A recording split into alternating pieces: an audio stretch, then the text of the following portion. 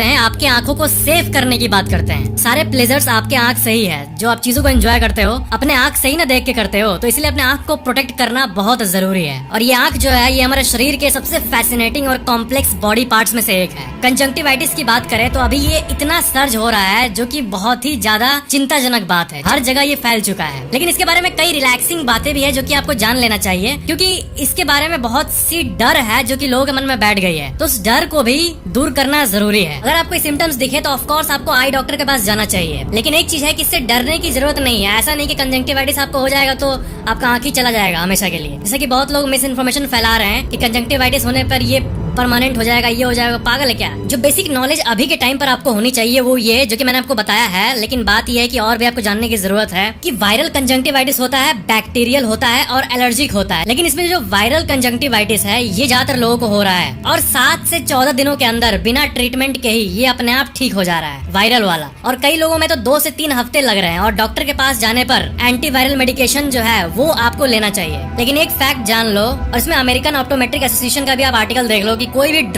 भी आई drop viral conjunctivitis को ठीक नहीं करता है। बैक्टीरियल पे असर कर सकता है, वायरल वाला जो है वो खुद ब खुद ठीक होता है। जो मैंने बताया कि वायरल कंजंक्टिवाइटिस जो है ये खुद ब खुद ठीक होता है, लेकिन साथ में सप्लीमेंट मेडिसिन दिया जाता है। लेकिन जो बैक्टीरियल कंजंक्टिवाइटिस है इसके लिए डॉक्टर आपको आई ड्रॉप देगा। तो जिनको हुआ है वो तो डॉक्टर के पास जाकर ही पता चलेगा कि किस टाइप का हुआ है। जो टाइप बार बार मैं बोल रहा हूँ, इसके बारे में आपको जानना बहुत जरूरी है कि कौन सा हुआ है। क्या आपको किसी चीज के घुसने के चलते हुआ है, यानी किसी फॉरेन मटेरियल के घुसने के चलते हुआ है, या फिर वायरस के चलते हुआ है, या फिर बैक्टीरिया के चलते हुआ है। कंजंक्टिवाइटिस के टाइम बहुत लोग क्या कर रहे हैं अभी के टाइम पर कि उनको जो भी आई ड्रॉप पता है, एक नॉर्मल क्लीनिंग आई ड्रॉप, वो लेकर यूज कर रहे हैं और उनको लग रहा है कि कंजंक्टिवाइटिस ठीक हो जाएगा। तो पहली बात, इस चीज को बंद करो। एक प्रोफेशनल जो डॉक्टर है उनके बात पर जाओ, ना कि ऐसे ही क्या बात फैला हुआ कभी ये आई ड्रॉप लगा ले इससे तो ठीक हो जा रहा है। वैसे नहीं होता। हो सकता है वो आई ड्रॉप जो आपका बॉडी रिकवर कर रहा हो कंजंक्टिवाइटिस से, उस पर और असर डाल रहा हो, क्योंकि वो आई ड्रॉप पूरी तरह से तो आपकी आंखों में ही जा रहा है, जो आपकी आंख को इफेक्ट कर रहा है। तो इसलिए बिना प्रिस्क्रिप्शन के जो मन में है वो दवाई लेके मत आ जाओ। एक बहुत ही इंपॉर्टेंट सवाल कंजंक्टिवाइटिस को लेके कि जो ये बात कही जा रही है कि हमें काला चश्मा पहनना चाहिए, तो इससे क्या फायदा है? तो एक्चुअली में बात ये है कि काला चश्मा कंजंक्टिवाइटिस में पहना इसलिए जाता है, ऐसा नहीं कि आंख से फिर दूसरे को ट्रांसमिट नहीं होगा, वैसा नहीं है। वो कंजंक्टिवाइटिस तब भी ट्रांसमिट हो जाएगा सामने वाले व्यक्ति को, लेकिन काला चश्मा इसलिए उनको पहनाया जाता है जिनको कंजंक्टिवाइटिस हुआ है, ताकि उनकी आंखों में लाइट कम जाए। क्योंकि कंजंक्टिवाइटिस जिनको हुआ है उनको पता ही होगा कि वो लाइट को नहीं सह पाते हैं पूरी तरह से। लाइट को आंख प्रोसेस नहीं कर पाता, उनको अगर बाहर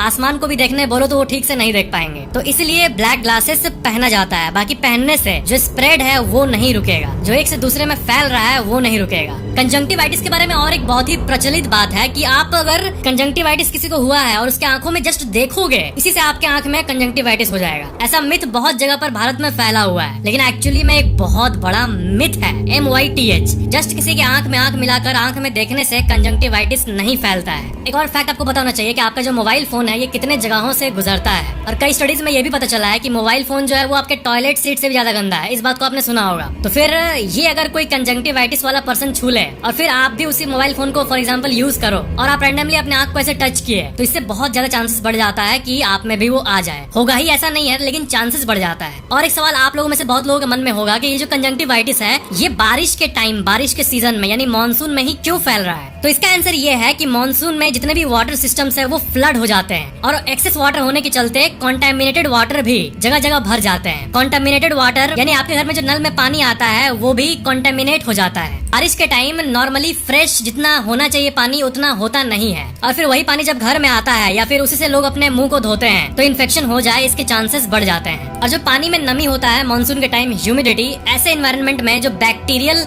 कंजंक्टिवाइटिस है उसके होने के लिए जो बैक्टीरिया होता है वो जल्दी ग्रो होता है। तो इसलिए रेनी सीजन यानी मानसून में हमें इससे बच के रहना चाहिए और नॉर्मल से ज्यादा सतर्क रहना चाहिए। बाद में तो ये सब खत्म ही हो जाएगा जो ये इतना फैल रहा है। तो इसलिए एटलीस्ट कुछ दिनों के लिए थोड़ा सा एक्स्ट्रा सतर्क हो जाओ, बस सिर्फ कुछ दिनों के लिए अपने सेफ्टी के लिए। सिम्टम्स की बात करें तो अभी जो रिफ्रेश्ड सिम्टम्स है जिसके बारे में आपको पता होना चाहिए वो ये कि अगर आपको लगे कि आपकी आंखों में कुछ है, एक फीलिंग कि आपकी आंखों में कुछ है, ग्रिटी सा सेंसेशन, वो कंजंक्टिवाइटिस में लोगों का होता है। मतलब आप समझ रहे हो ना कि ऐसा लगे कि मेरे आंखों में कुछ है, कुछ होगा नहीं लेकिन आपको लगेगा कि कुछ है। और दूसरा सबसे बड़ा सिम्टम है आंखें लाल होना, आंखें अचानक से लाल होना, सुबह से शाम तक लाल बढ़ते जाना, और इसी के चलते लोगों को ब्लरी विजन हो रहा है। तो अगर अभी आपके एरिया में कंजंक्टिवाइटिस बहुत तेजी से बढ़ रहा है तो आपको इन चीजों का ध्यान रखना चाहिए, जो कि वीडियो का सबसे मेन पार्ट है। क्या क्या? पहली बात, जब आप नहा के आते हो या फिर टॉवल को यूज करते हो और अपने मुंह को पोंछते हो, तो जब मुंह को वाइप करते हो, मुंह और आंख को, तो उसके लिए क्लीन टॉवल को लो। बहुत पुराना टॉवल लेके आंख में घुसेड़ दिया, ऐसा न करो। और दूसरी टिप, अपने हाथों को धोते रहो हमेशा, अगर आपके एरिया में बहुत ज्यादा फैला है तो।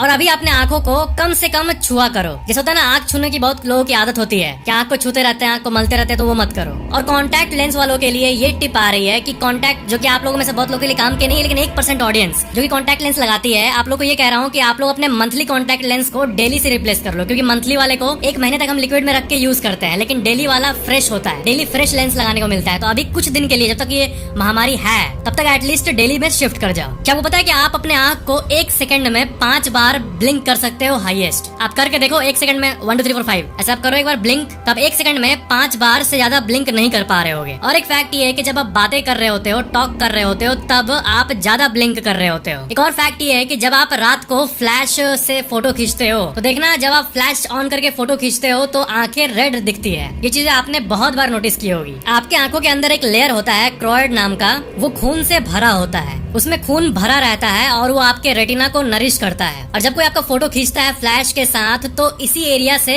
लाइट वापस रिफ्लेक्ट होता है, तो जो खून है वही लाल दिखता है फिर आपको। और एक फैक्ट ये कि जब आप एक आंख से किसी भी चीज को देखते हो तो आपको डेप्थ यानी गहराई नजर नहीं आती है। 3D तभी पॉसिबल है जब आप दोनों आंख से देख रहे होते हो। क्या आपको पता है कि आपका आंख सबसे क्विकली हील होने वाले ऑर्गन्स में से एक है। अगर आपके आंख के किसी भी पार्ट में स्क्रैच आ जाता है तो करीब 48 आवर्स में ही आपका बॉडी उसको हील कर देता है। क्या वो पता है कि जब आप एक छोटे से बच्चे थे, आप मान लो आज जन्म लिए, तो जन्म लेने के बाद आप क्या देख पाते? जन्म लेने के बाद जब आप अपने पेरेंट्स को देखते तो असल में आप क्लियरली नहीं देख पाते उनको बिल्कुल भी, क्योंकि जन्म लेने के बाद जो न्यू बॉर्न का जो आई है वो एकदम काम नहीं कर रहा होता है, सब कुछ ब्लर होता है और नन कलर यानी ब्लैक एंड व्हाइट यानी ग्रे शेड का सब कुछ दिखता है। इनफैक्ट 4 महीने बाद भी जाकर आपको हल्का हल्का कलर दिखेगा और वो भी थोड़ा ग्रेइश, जैसे एक ब्लैक एंड व्हाइट टीवी होता है वैसा आप देखते हो जब आप जन्म लेते हो तब से लेकर 4 महीने तक। 7 महीने बाद जाके कलर जो है वो और खिलने लगता है और 1 साल बाद जाके एकदम बिल्कुल नॉर्मल जैसा एक एडल्ट देखता है वैसा फिर बच्चा देखने लगता है। तो न्यू बॉर्न बेबी के बारे में अजीब सा फैक्ट है कि जिस तरह हम black and white movies, black and white TV में जैसा देखते हैं, लिटरली वैसा ही सीन बच्चा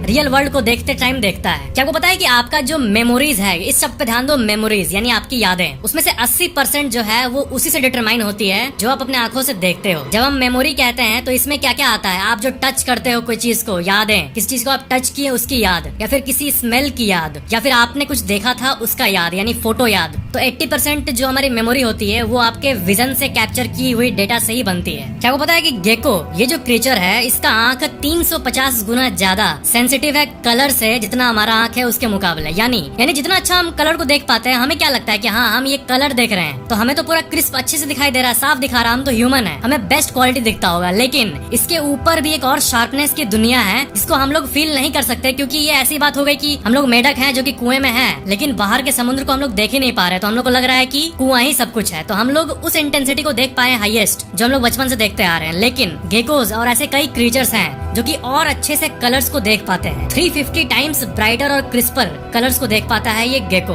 तो ये थी आज की जानकारी। सब्सक्राइब करके बेल आइकन जरूर ऑन कर लेना।